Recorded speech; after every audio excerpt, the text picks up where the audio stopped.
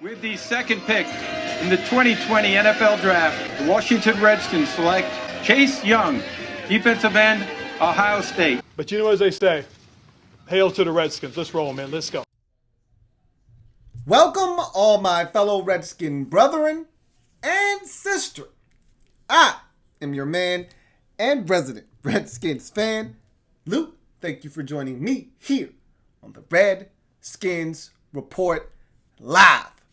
I hope I didn't cut Ron off there. I feel like I cut Ron off a little early there, man. I think I had a little quick trigger there. If I did, my sincerest apologies, Ron. My bad, Ron Rivy.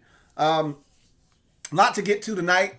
I'm going to give you a warning up front. I'm a little nervous because my internet connection has not been the best today. And it hasn't been, terrible, but it's been spotty here and there. And then when I first signed on, it was a little sketchy. So we'll see what happens. Hopefully, knock on some wood here, everything goes well and we'll be able to go off without a hitch tonight. But we've talked about two positions on the offensive side of the football, in the tight end position and the running back position, two of the more controversial positions on that side of the ball, and really on the entire roster for that matter. And we've talked about one really intriguing position on the defensive side of the football, that being the linebackers. Tonight, we'll add another group to the mix on the defensive side of the football, and we'll talk defensive tackles now. To me, I've termed this group easy money. This is the easiest group to decipher who's going to make the roster, who's not.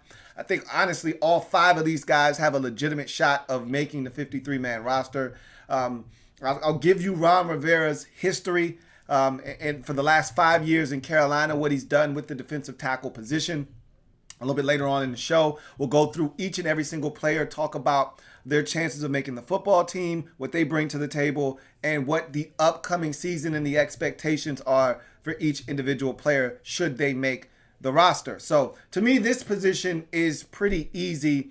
It's all about really projecting what guys are going to take that next step and what guys are going to flourish in this new defensive scheme that Jack Del Rio and Ron Rivera will be bringing to the table. And so we'll look at that a little bit later on tonight. And I also want to piggyback off of something that we talked about last week. There was a lot of interest in the Bryce Love and Darius Geist discussion. I do want to bring that back up because I saw some interesting things from JP Finley. He put out his first 53-man roster projection for the upcoming season. And I was pretty interested in seeing who he thought would make the roster for a couple of positions. And one of those positions was the running back position. And he only kept 4.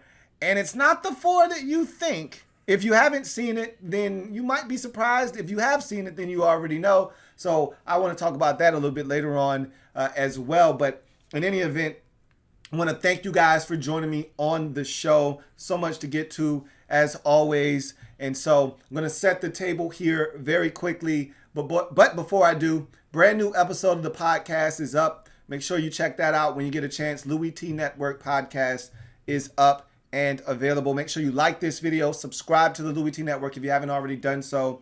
Make sure you share this video if at all possible. Also, make sure you're following me on the socials. Down below, you see the IG handle, Louis T Network _ Make sure you're following me there. Also on Twitter, at Louis T Network. Make sure you're following me on Twitter as well. So, as always, set the table quickly. You know how this goes. For those of you who don't, first and foremost, welcome to the Louis T Network and the Redskins Report Live.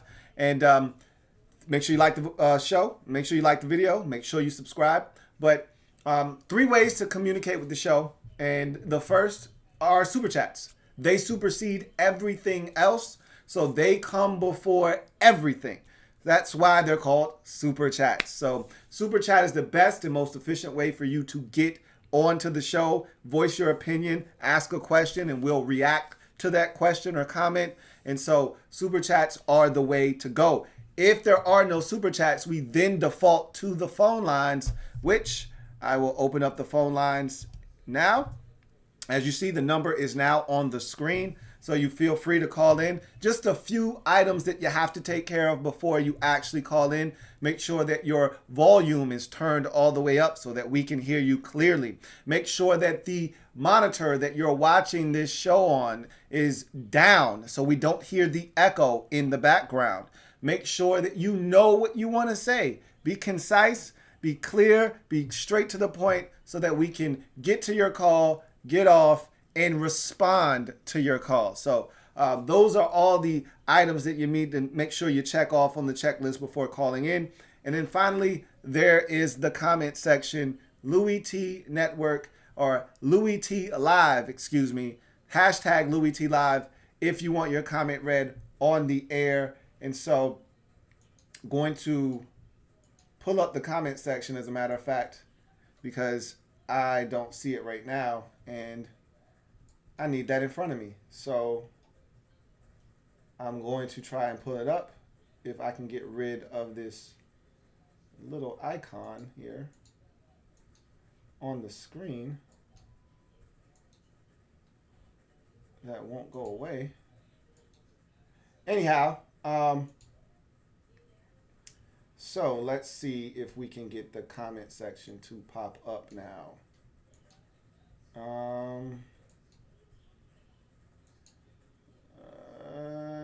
Let's see, where would you be?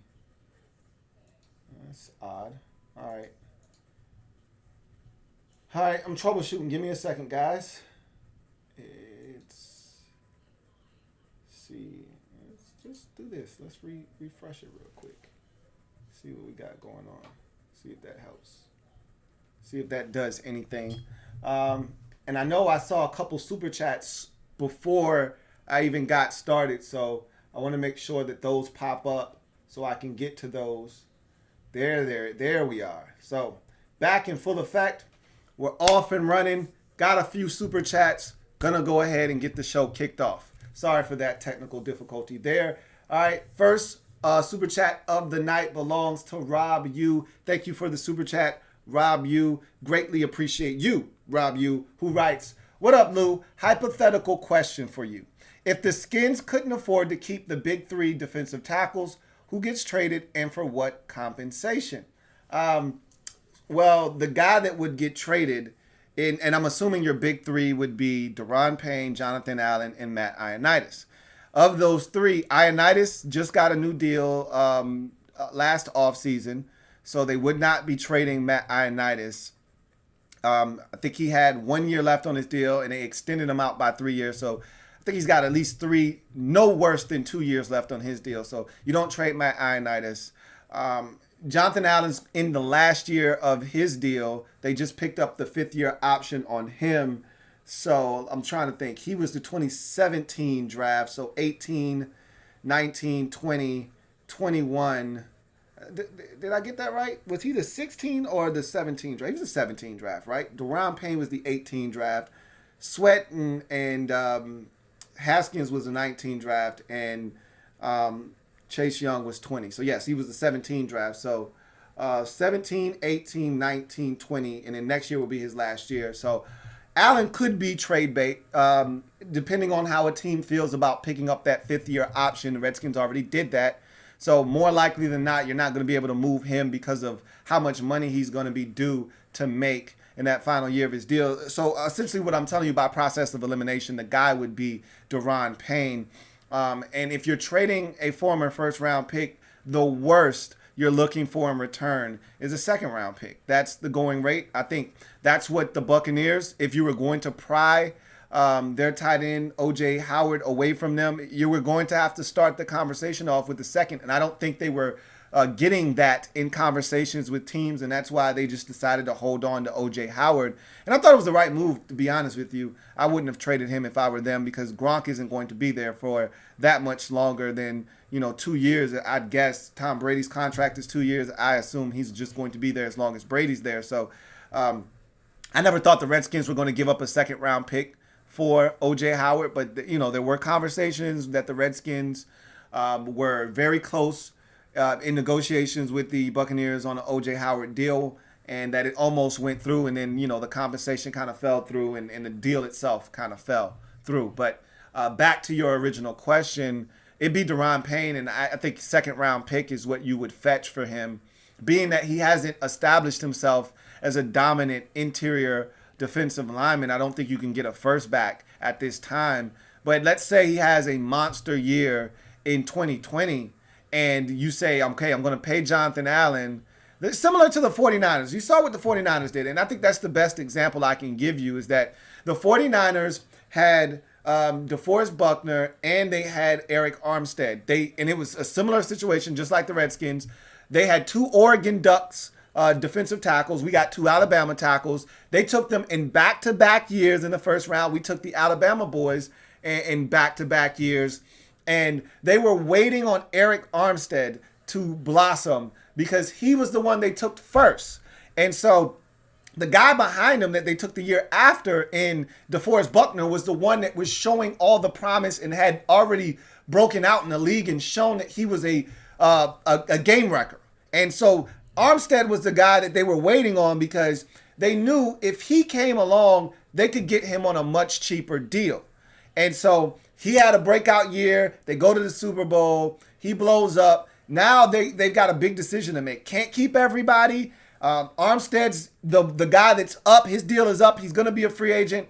You either pay him now or you allow him to walk, and then you got to find a way to negotiate with the guy that's been killing it in DeForest Buckner. They decided to err on the side of caution, go with the guy that was a cheaper option. They ended up paying him something like $87 million over 5 years. Meanwhile, DeForest Buckner ended up getting like a 6-year, $125 million deal from the Colts. They were able to fetch a first-round pick in exchange for him.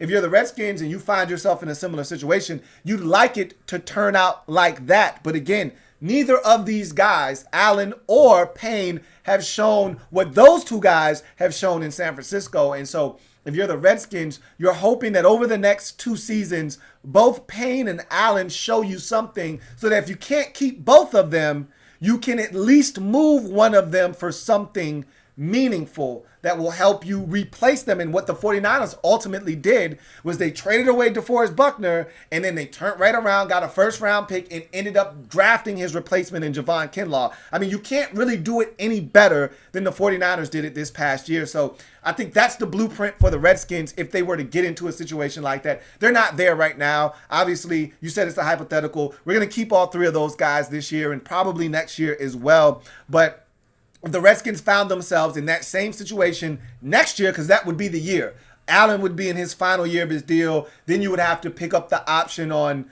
Deron Payne. And so you'd be getting to that same point where the 49ers were last year with their big 2 defensive tackles. Then you would be there with Allen and Payne, and you'd have to make a decision as to what you want to do. Are you going to be able to keep one? Are you going to be able to keep both? Are you going to be able to keep neither? I think we're past the point now where we're allowing guys that we feel like are cornerstones and guys that we feel like belong here in our foundation building blocks. We're past the point of letting them leave. And, you know, if nothing else, Jonathan Allen to me is one of the biggest locker room leaders we have on this football team right now. And I really want him to step up and assume the role of alpha dog on the defensive side of the football so that they can pay him so that he can continue to be that voice in the locker room, because to me, he's a badass. He's a competitor. He's a guy that's no nonsense. Those are the kind of guys that you want on your defense. And so I'd like to see him step up and assume the role of a double-digit sack getter and a guy that's performing at a high level on the field, and everybody else will kind of fall in line behind him. So thank you for the super chat, Rob U. And go to the next super chat. It's from Brian Haynes. Thank you for the super chat, Brian Haynes. Greatly appreciate you. Brian writes, also to piggyback on Rob U's question, which one would you keep also if you had to choose? Because also down the road, we have to pay Haskins and Sweat if they do well. Absolutely. I mean, you're going to have to pay a lot of guys. Terry McLaurin will be up before Haskins and Sweat.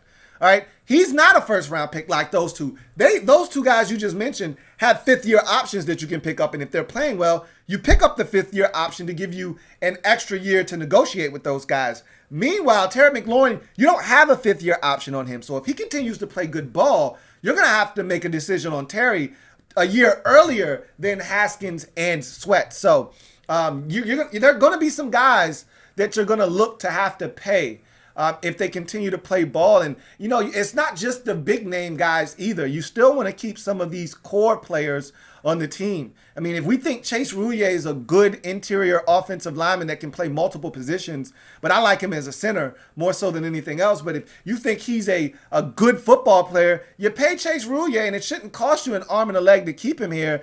And those are the kind of guys you got to also re-sign. So, nobody's getting a deal right now, but Chase Roulier's deal is up after this season, if I'm not mistaken. I think this is his last year on his rookie contract. So, again, there are going to be other guys that have to get paid. Ryan Anderson is a great example. This is the last year of his deal, all right? He's on the rookie. He's on that rookie contract. He was in that same draft with Allen as a second rounder. No fifth-year option on him, so this is it for him. So, for all intents and purposes, if Ryan Anderson goes out and blows it up in 2020, that's a guy that you may want to ultimately keep. So, again, other guys will have to get paid as well, not just Haskins and Sweat. They're way down the line. There are other guys that are more eminent that will need to be paid if they're playing at a high enough level. Another guy is a perfect example. It's Fab Moreau. Final year of his rookie deal. He was in that same draft with Allen and Anderson in the third round, and we felt like we got to steal Bruce out. Oh my God, we got to steal this guy, first round talent. And we'll see. Maybe he is and does start to live up to the hype that was surrounding him coming into the draft before he got the pec injury that pushed him down the draft board. If he performs at a high level this year, that's another guy that you may ultimately have to pay at the cornerback position. His last year of his rookie deal is this season as well. So a lot of guys going into the final year of their deals, and we'll see what these guys are able to do. But back to your question, if I had to choose one of those guys, I think right now I would choose Jonathan Allen. I kind of gave that away already, but Allen's been more productive in the sack department. Allen's been a vocal leader in the locker room.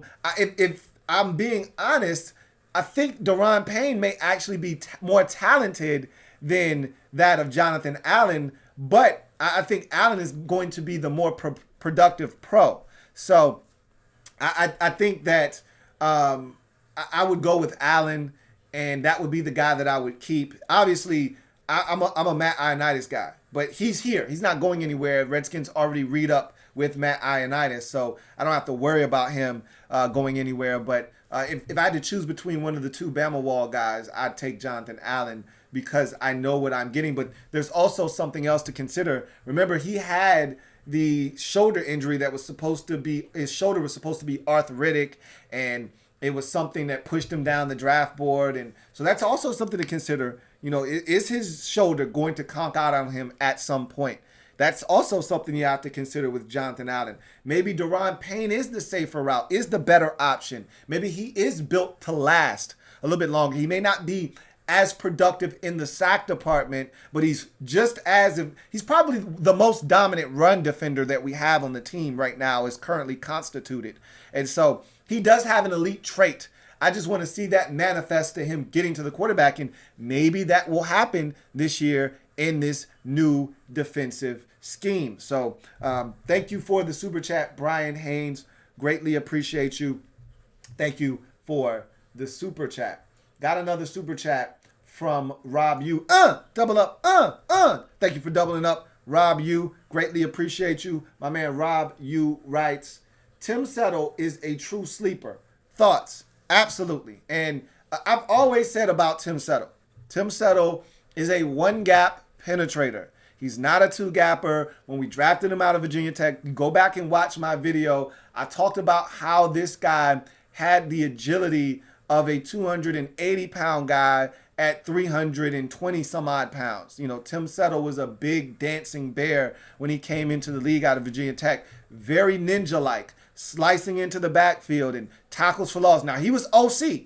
He'd find himself out of his gap, trying to make a play and knifing into the backfield, only to have the running back run right by him, right in the gap that he was supposed to be occupying. But that was his thing. He was a one-gap penetrator and disruptor. That's what made him a guy that we all fell in love with. We haven't gotten to see that at this level because they haven't given him an opportunity to be that guy. So for me, I'm looking forward to seeing Tim Settle in this defense get an opportunity to go after the quarterback, to go after the running back, and be aggressive going up the field, playing the run on the way to the quarterback. That's the thing that I'm most excited about, is all of these guys are going to get an opportunity to play the run on the way to the quarterback. That's not how they were being utilized for the last 3 or 4 seasons under these last couple of coordinators, whether it was Joe Barry or, of course, our last coordinator, that you just absolutely use these guys in horrible fashion. All right, so you just want to see these guys be utilized the way that they're best suited to play. And I think we're going to get a chance to see that in the upcoming season. And I think, along with Jonathan Allen, Tim Settle is another one of those guys that's really going to benefit from this defensive scheme switch. All right, so thank you for the super chat, Rob U. DMV fan 123, thank you for the super chat. Greatly appreciate that. My man DMV fan 123 writes, did you see the viral AOC tweet about the name? I saw a tweet about the name. I heard about it. I didn't actually see it, but every time anything about race comes up, we're going to get dragged into the conversation. It's a guarantee. Okay. So am I surprised? No. Do I care? No, I don't. Because Dan's already made it abundantly clear that he's not changing the name. I side with Dan on this one. And we've been through this before, so it's not new for most of you. If you've been here long enough, if you've been a fan of this team long enough, we've been down this road before. There's no reason to change the name. Native Americans, most of them, they've been polled. They've had their voices heard. They see the name as a badge of honor. They do not see it as, and again, this is just PC America trying to tell people how to feel. All right, you should be outraged by the Redskins name. Well, the people that you're telling us are outraged by the name and that we need to protect because of this name are telling you, no, we actually like the name. We think it's a really great honor to have a professional team named after our heritage. So, again, I don't really pay much attention to it. I don't give it much credence. And I fully expect anytime you start talking about race and you start talking about football and those two intersect, the Redskins name is going to get dragged into the conversation. It's just a given at this point.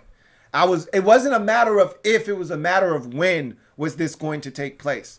And I was waiting, and we were driving in the car this morning, and my girl said, somebody's talking about the Redskins name again. Here's a post. And I said, I was expecting that. I didn't know when it was coming, but I knew it was. And so I'm not shocked by it, nor do I care. I really don't. So, no, I didn't actually see it, but I heard of it, and I knew it was coming.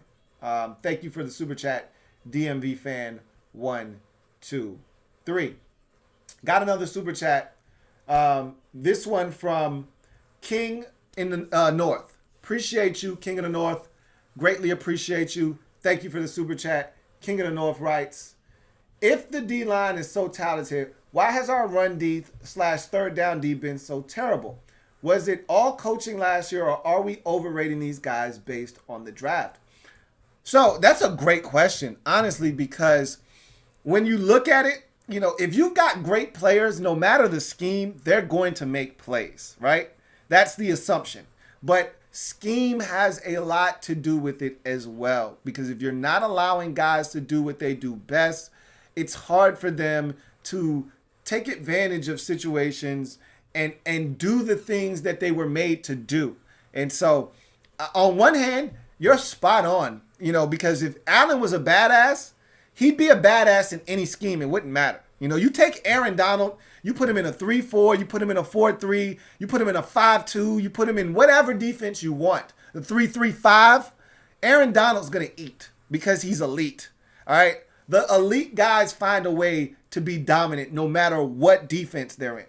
That's not what our guys are. However, we were really handcuffing our guys. Now, in when we got into our nickel packages and our even fronts, essentially we were giving these guys the keys to go after the quarterback, and they just weren't able to do it.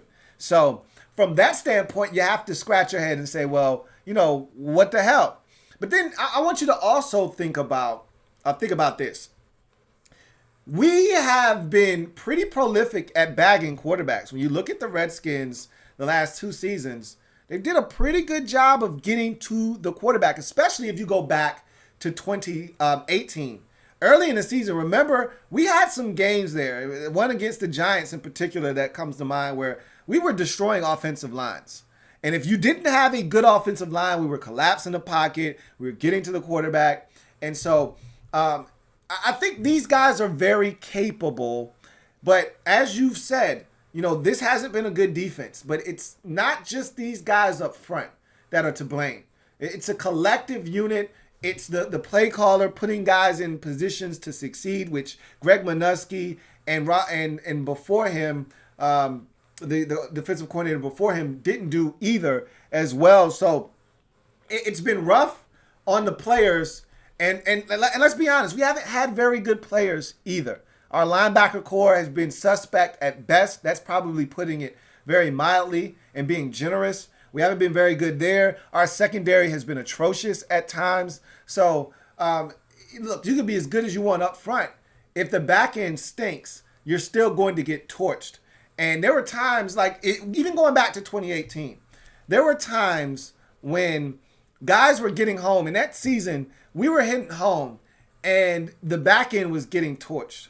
And I remember that Falcons game very vividly when the Falcons were not very good in 2018 at the time when we played them.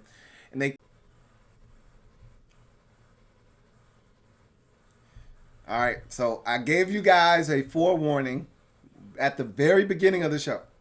I told you guys I was having intermittent issues with my internet. It was going in and out. And so this could be a thing tonight.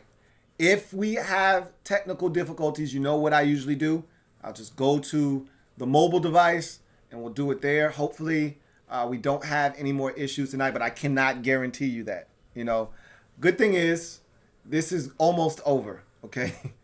This is almost over. So I feel good about that. But back to what I was saying. Quick passing game was killing us. And so there's nothing you can do when guys aren't holding up their end of the bargain in the secondary. And so for as good as some of these guys are, and some of it is just the hype surrounding them out of the draft. Remember, I wasn't a huge fan of the Daron Payne pick. You guys know how I felt about that. Allen, to me, has been really solid. When you look at his numbers, and there have been stretches of football when Jonathan Allen has been dominant, all right, where he's been lights out. Now, I think about that 2018 season, the start to that season. Jonathan Allen was playing like a man possessed early in that season. And so there's been stretches where Jonathan Allen has been exceptional. I think early in 2017 as well. I remember doing a film study on Jonathan Allen. It was against the Packers. We beat the Packers at home. I don't remember if that was 17, if I'm not mistaken. I don't think that was 18. It might have been 18. Either way, he was dominant in that game. And early that season, Jonathan Allen was playing like a man possessed. So I've seen flashes from him. Haven't really seen that from Daron Payne, but Daron Payne arguably had the most dynamic play defensively for this team last season, which is a shame that a defensive tackle running 40 yards down the field and forcing a fumble was the best play defensively we saw from this team all year last year. But I think that was the best play of the season defensively that we saw from our Skins, and it was Daron Payne chasing down Stephon Diggs on a Thursday night versus the Vikings, 40 yards down the field, forcing a fumble, and the Redskins recovering it early in that ball game. It's a hell of an effort by Daron Payne, and it showed off his athleticism, his hustle, and his will to try to help this team win. So we've seen flashes from all of these guys in some capacity, but there is a little bit of that, hey, this guy was highly touted coming out of Alabama, or this guy was highly touted coming out of this school. There is a little bit of that that is kind of looming over these players. And now we're getting to that point in their careers where you got to prove it. Allen, like I said, has had really solid numbers. This year, I'm looking for that leap into double-digit sack territory. He's been hovering around that 7, 8 sack, territory. I think there was an 8.5 sack season 2 years ago or so. I think he was right around 7 last year or so, somewhere in there. Now I'm looking for that jump from I'm a contributor along the defensive line to I'm an elite contributor. I'm a guy that teams need to look out for, and that's what I'm looking for this year. And so, to your point, this defense was terrible. A lot of that falls in the lap of the defensive coordinator. You have to put your players in a position to make plays. And I'll take it a step further. We weren't very talented either. We talk about the talent on the defensive line, but where else were we talented? We weren't talented at linebacker, and we weren't talented at any of the corner or secondary positions. So, really, honestly speaking, this is the first time looking at the roster where we've had depth. We're still not super talented, but we have more depth now. When Monte Nicholson would get injured at safety, we'd look around at each other and say, what the hell are we going to do at safety? Is it going to be DeShazer Everett? And we're still in that spot at safety, to be honest with you. If Sean Davis goes down, right now, looking at the roster, you're essentially talking about Troy Apke or DeShazer Everett. So we're kind of still in that same spot. So, we've upgraded linebackers significantly. I think we've given ourselves a little bit more depth at corner as well. But the safety position is still an issue, and we still don't have a ton of depth there, honestly speaking. I think we've got a ton more depth at linebacker, and we feel a little bit more confident that, we can put 3 guys on the field that can give us a shot at linebacker. But, this defense has struggled because of the defensive coordinator, whether it be Joe Barry or Greg Manusky. We've struggled starting with the defensive coordinator. Then you get to the talent, and that not playing good enough. And so I think you're going to see an uptick in a lot of guys play this year. And you're going to see guys getting to the quarterback. I really do believe that. I think we're going to see guys getting to the quarterback, which is going to enhance the third down defense. Thank you for the super chat, King of the North. Got another super chat. This one from Brian Haynes, who writes, if we lose, all right, let me refresh this real quick. Get back on track. I saw the beginning of that super chat. There we go. Hit that refresh. Brian Haynes says, if we lose Duran or Allen, we still have Tim and Caleb and probably get those guys on a cheap deal. You never know what they can really do. While I understand that concept, we haven't seen anything from those guys. A little bit from Tim, flashes from Tim. We've seen absolutely nothing from Caleb Brantley since he's gotten in the Redskins uniform.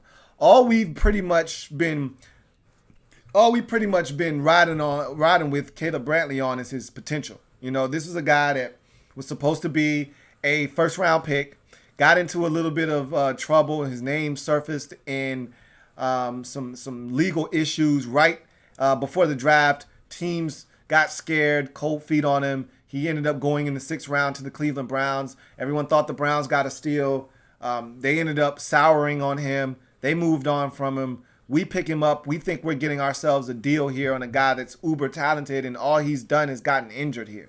So we don't know what Caleb Brantley is really capable of. And as far as Tim Settle is concerned, we all love Tim, but Tim hasn't really had an opportunity to flourish here. And so we still don't know what he's capable of. I think we're going to find out a lot about what we truly have on this defensive line, in particular the defensive tackle position, because, again, we were asking, keep this in mind, Jonathan Allen was listed as a defensive end for the first 3 years of his career. Think about that for a second. Jonathan Allen was listed as a defensive end for the first 3 years of his career in this league. Jonathan Allen is not a defensive end, folks. He is a defensive tackle. But because we played a 3-4 defense, He was listed as a defensive end, and he would play over the tackle. Well, that's not what Jonathan Allen is supposed to be doing. He's supposed to be using his quickness to win inside against guards and centers. So now he's going to get a legitimate shot to do this on a consistent basis, snap in, snap out basis, to go up against guards and centers and be where he's supposed to be and potentially win the matchups that he's supposed to win. So I just feel like we're going to get everybody fitted into their proper slots. I'm not on board with, betting on guys that we haven't seen anything from just so we can get a deal. That's the way Bruce Allen operates, so that we can allow Jonathan Allen to go to Jacksonville and become a stud like Preston Smith did last year in Green Bay. I don't want to do that. I don't want to allow guys that we know are talented here, let them go elsewhere and flourish. Meanwhile, we're banking on young guys that haven't proven themselves in the league to all of a sudden manifest themselves into studs. That's not how this league works. You figure out if guys can get it done or not before you pay them anything. And so you're going down home stretch with Allen and Payne and these guys, and these are going to be pivotal years for them in terms of whether they belong here in Washington or not. And again, I think this is the perfect defense for them to kind of figure some things out. So I'm looking forward to seeing these guys get an opportunity in Del Rio's system. And I don't think Payne or Allen are going anywhere anytime soon. But again, if the Redskins find themselves in that dilemma of we can't keep both, both of these guys are, and that's the problem you want to have. You want to have the problem the 49ers had, which is, hey, both of these guys are playing like beasts right now. We can't keep both of them, but they're both playing at an extremely high level. What do? That's the problem you want. You don't want the problem that we may run into, which is both of these guys are pretty mediocre. What should we do with them? And that's not the situation you want to find yourself in, because then you might say to yourself, hey, just let them walk. And then they have one of those Preston Smith type seasons the next year after they leave.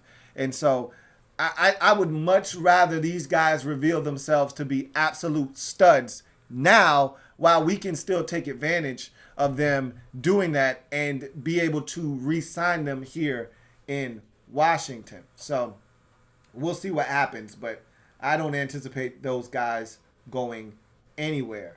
Got another super chat. This one from Scrooby Loney. Thank you for the super chat, Scrooby Loney. Greatly appreciate you. Scrooby Loney writes, what are your thoughts about our secondary and how should we improve it? Appreciate the content, Louis.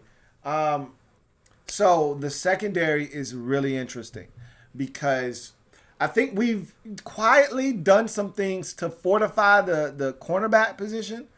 It's still not elite, but, on the budget that we're on, because we've been penny pinching, even though we got money, they don't want to go out and spend big money on the corners because, again, there were corners available on the market this year. The Redskins could have been aggressive. They chose not to. So they want to see what they have. And they got a bunch of young players, Fab Moreau, Jimmy Moreland. They went out. They did sign one guy in Kendall Fuller, bringing him back to Washington. But Darby's on a one-year deal, and they brought back Aaron Colvin. There's a bunch of guys in the mix at the cornerback position. Stroman's coming back. Danny Johnson is coming back. Bunch of young guys. You really don't know what you have. I think Simeon Thomas is coming back as a big, long 6'2", 6'3" corner. So there's a lot of interesting guys that are young, that are unproven in this league, that are going to get an opportunity for the Redskins at the cornerback position this year. And we'll see what we have. We really don't know what we have at the cornerback position, but I think we have more depth this year than we have in past years. Josh Norman got hurt, and, we used to always talk trash about Norman. And yes, he was awful. But I used to always say, look, be careful what you wish for. And all of you would say, look, whoever we put in can't be any worse than Norman has been. And you know what? You were right, because when Norman ended up getting benched and they finally gave Fab a chance on the outside, it worked out. And so, you got to see some of the young guys play. You got to see some of the young guys, give out some effort and some some film so you can kind of figure out what you have. And I think we have a little bit more depth at corner this year now. As far as the safety position is concerned, I'm really concerned about safety. I do not have a lot of confidence in our safeties outside of the guys that are starting. And even Sean Smith, we don't know what we have there. Or Sean Davis, excuse me. We don't know what we have in Sean Davis. So at the end of the day, you're really thin at safety, and for all intents and purposes, you're one injury away at the safety position from being in a really bad spot. So I'm not really high on the secondary at this very moment. I think, and that's the job of your defensive coordinator, to protect those guys. If you think that you have a liability on your team, and if, in my estimation, and I think a lot of you probably feel the same way, and I don't like speaking for you guys, but I think a lot of you feel like the biggest liability on the defensive side of football is the secondary. And if we are to get shredded again, it's going to be because the secondary doesn't hold up their end of the bargain. And if that is in fact the case, I think you probably will be able to make a direct correlation to the safety position as one of those positions that will let this team down. We've always struggled to cover other teams' tight ends. I don't know if that's going to change this year with the addition of Sean Davis or not. I don't think it will. And so, if these linebackers can't cover and can't run, and we've struggled in that department as well, then we're going to have issues with Zach Ertz, and we're going to have issues with Blake Jarwin, and we're going to have issues with Evan Ingram, and we're going to continue to struggle covering tight ends in this league. And then you're going to have, you look up and you see what the Cowboys have done at the receiver position. You already know. I don't have to repeat it. You know what their trio of receivers looks like. They've got studs across the board at receiver. You look at the Eagles. They went out and fortified the wide receiver position. Deshaun Jackson didn't even play last year. He's coming back if he's healthy. We all remember week 1 last year very vividly, okay?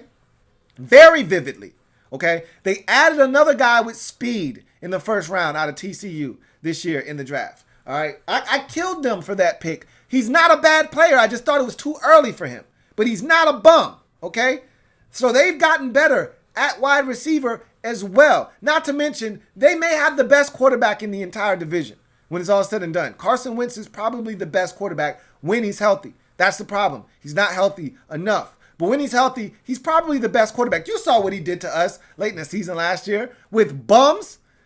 Greg Ward, an ex-quarterback at wide receiver, doing us because Carson Wentz made him look good last year. So, it could be a long season if we don't have guys step up in the secondary. I'm worried about the secondary. That's the one position on the defensive side of the football that I look at and I'm not convinced about. So we'll see what happens, but that's the position that I am definitely nervous about. You got another super chat. This one from Barrett Downing. My man BD, thank you for the super chat. BD writes, always good to hear good Redskins talk. Keep it up, brother. No doubt about it. I thank you for joining me and thank you for your support as always. So I don't see any more super chats. So this is a great time now to transition into our discussion on the defensive tackles on the roster currently. So the Redskins right now, as it stands, have 5 defensive tackles on the roster: Caleb Brantley, Tim Settle, Matt Ioannidis, Jonathan Allen, and Daron Payne. To me, you're looking at all 5 of those guys realistically making this football team.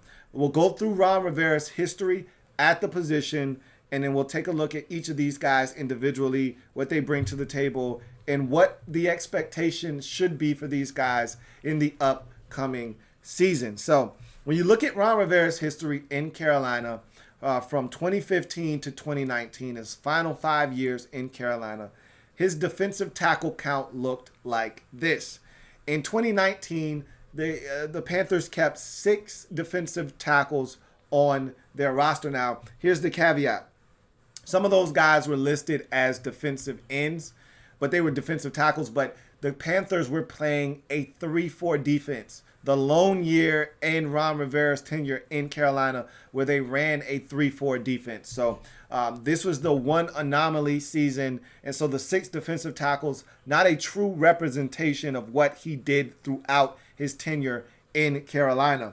But you go to 2018, 4 defensive tackles on the roster. You go to 2017, 4 defensive tackles on the roster. You go to 2016, 5 defensive tackles on the roster. And in 2015, his Super Bowl year, 5 defensive tackles on the roster. So I think the number here is going to be 5. In those years when they had 4, it was because they didn't have guys talented enough to eat up a roster spot. They decided to divulge that roster spot somewhere else and dedicate that spot to another position because they didn't have enough talent at defensive tackle that warranted them holding on to another guy.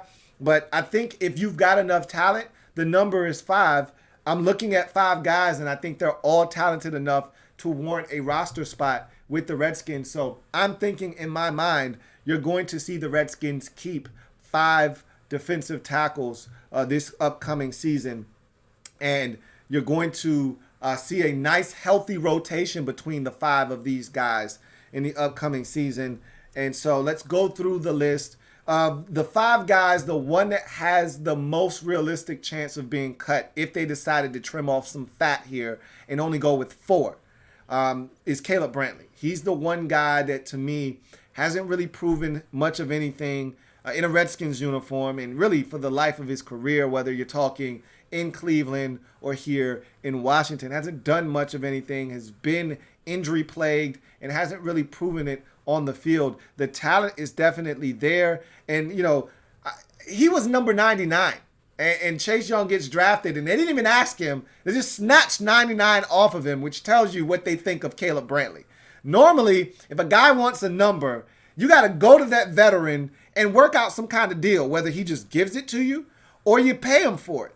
Chase Young said before we even drafted him, he said, I'd like to wear number 99. And by the time he was drafted, Chase Young was 99 and Caleb Brantley was no longer 99. So that tells you his standing on this roster, because if Chase Young would have showed up and said, I want number 94 or I want 93, there would have had to been a discussion with Payne or Allen for him to get that number. He wouldn't have just showed up and gotten one of those jersey numbers. So that tells you just how fond the Redskins are of Caleb Brantley, that they said, hey, man, Chase Young wants 99.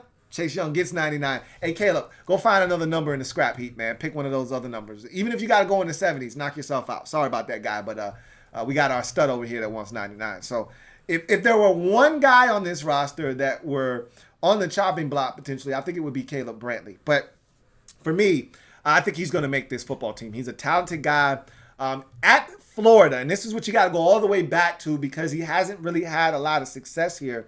You got to go all the way back to his Florida tape. This guy had the potential to get pressure on the quarterback. That was the reason why he was viewed as a first-round pick. He was a penetrator. He was aggressive. He had the quicks off the snap to disrupt the run game, but also to get to the quarterback.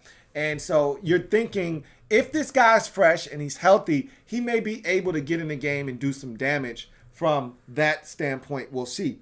But you look at Tim Settle, who is the next guy to me on the roster. He's a lock. You know, they're not keeping less than 4.